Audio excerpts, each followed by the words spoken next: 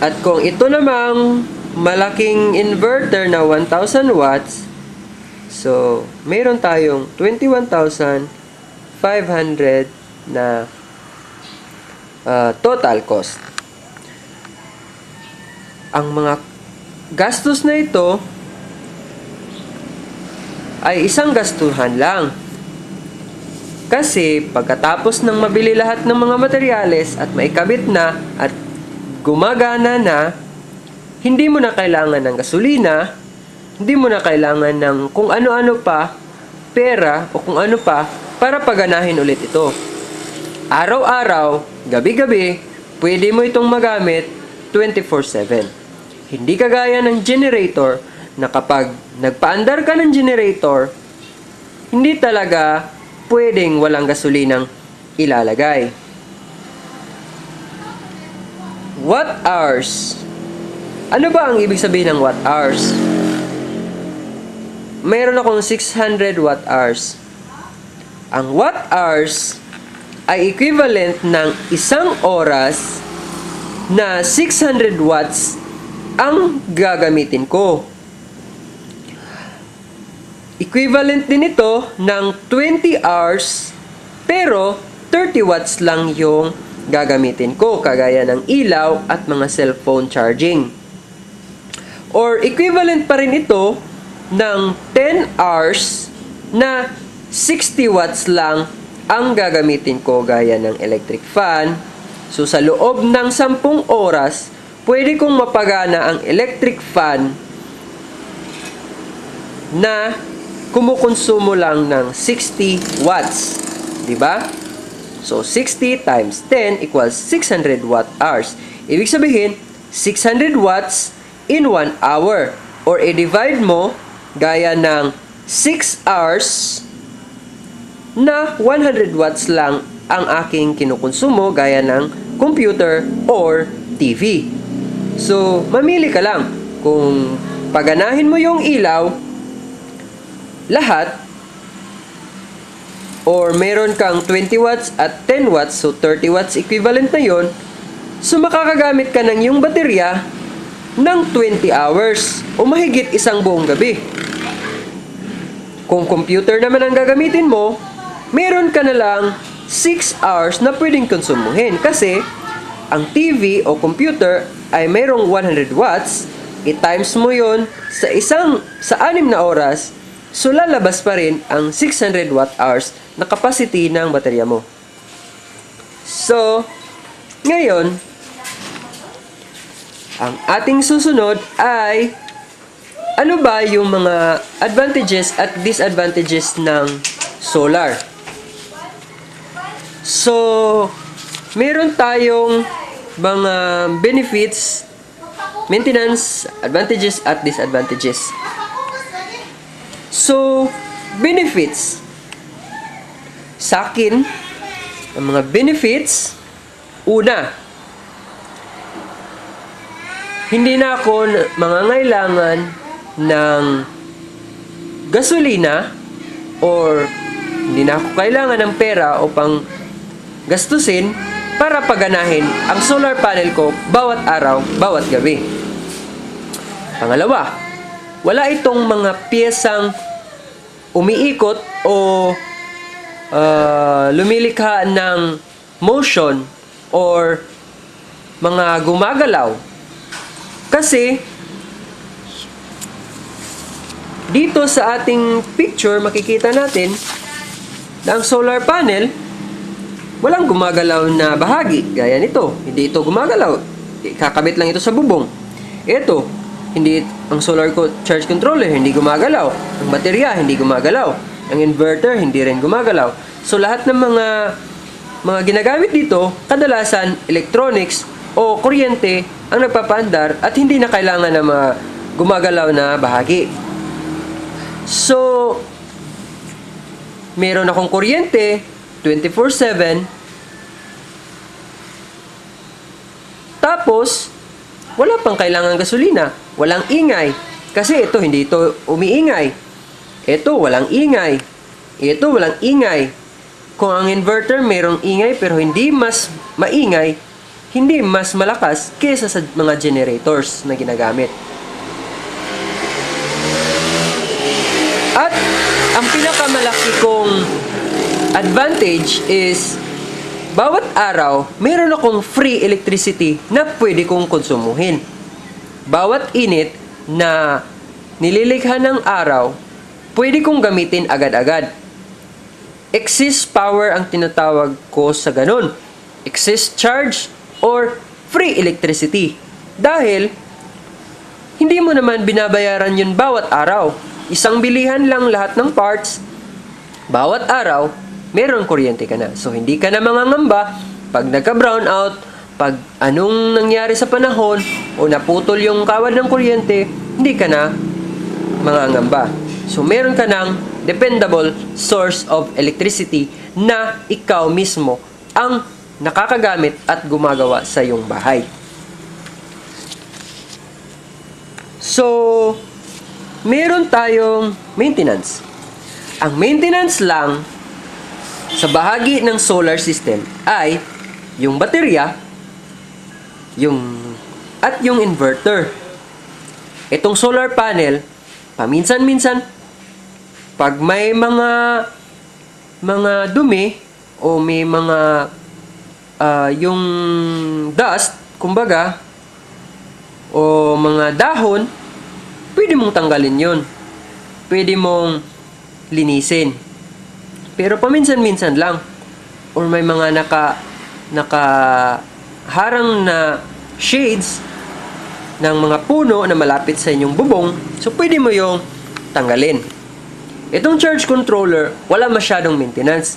Kasi electronics ito eh.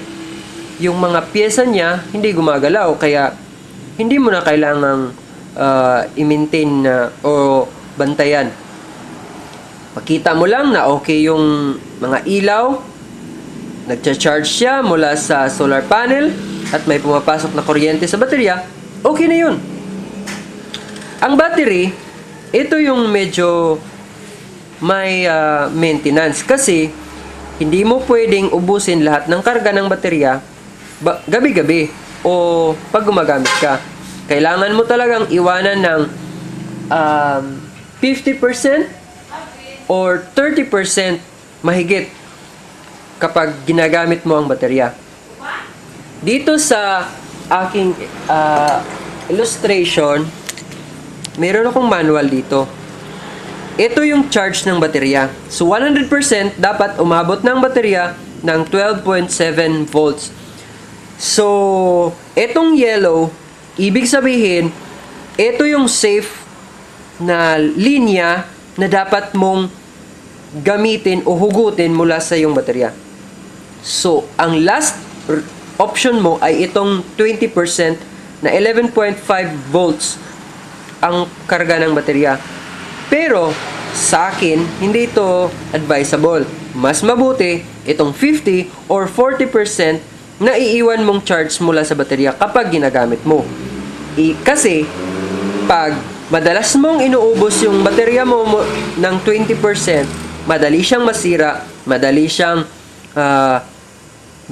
manghina, kaya hindi mo na siya magagamit ng mahabang panahon.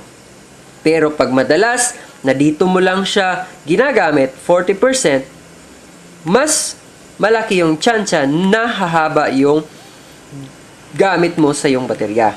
So, ito yung manual ko pag tinitingnan ko yung charge ng baterya ko, kung gaano na siya ka taas or gaano kababa yung charge ng baterya. So, wag mo lang paabutin dito sa 10% or 0%. Kasi, madalas, ang baterya kapag umabot na dito, madalas, hindi na siya babalik sa dati niyang lakas na ginagamit. Kaya pula ang nakalagay dito. Or na deep discharge na siya. So, madalas, nasisira na siya sa loob ng 6 na buwan.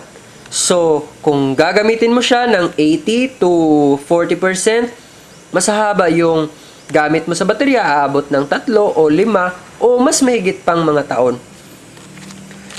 So, disadvantages. Nakasulat dito sa aking draft. Disadvantages. Sa mga nabasa ko, disadvantages ng solar system, ayun lang, konting maintenance. Pagpalagay na lang natin, pwede mong ipacheck siya bawat buwan. Kasi pag naset na yon, pag gumagana na yon, hindi na siya kailangan ng maintenance araw-araw. So, i-inspect na lang yon sa taong nagkabit, pwede bawat buwan. Isang beses bawat buwan. So, yun lang. Hindi kagaya nung electric meter natin na kinukuha natin mula sa mga gumagawa ng mga kuryente, ng mga power plants na wala na talagang maintenance kasi sila na mismo yung gumagawa ng maintenance kagaya ng mga sirang poste, sirang kawad. So, yun, wala na talagang maintenance yun. At saka, alam naman natin yung kadalasang nasisira, di ba? So, mga appliances lang natin yung kadalasang nasisira kapag madalas nagba-brown out. So, yun lang.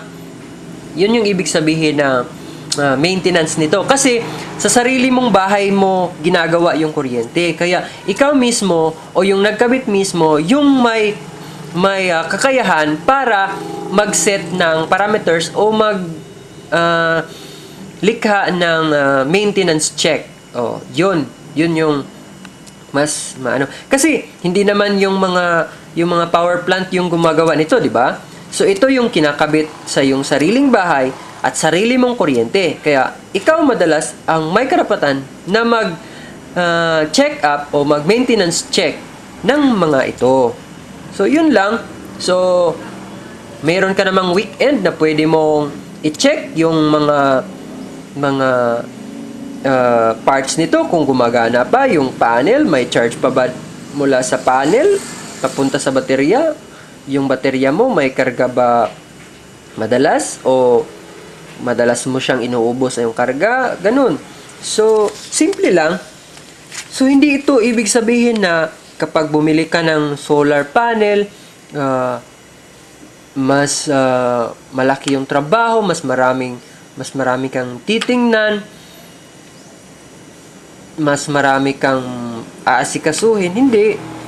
Ito yung solar panel na bawat init, extra kuryente mo ang nakukuha mo. So, hindi lang kagaya ng generator na kapag pinapaandar lang, saka ka nakakakuha ng kuryente. Pero, sa tingin mo, libre yung kuryenteng ginagamit mo sa generator. Pag paandar mo ng generator, dapat bumili ka muna ng gasolina. Ibig sabihin, gumagastos ka bawat paandar mo. So, hindi free yun. Kahit sa'yo pa yung generator, hindi free na matatawag yun.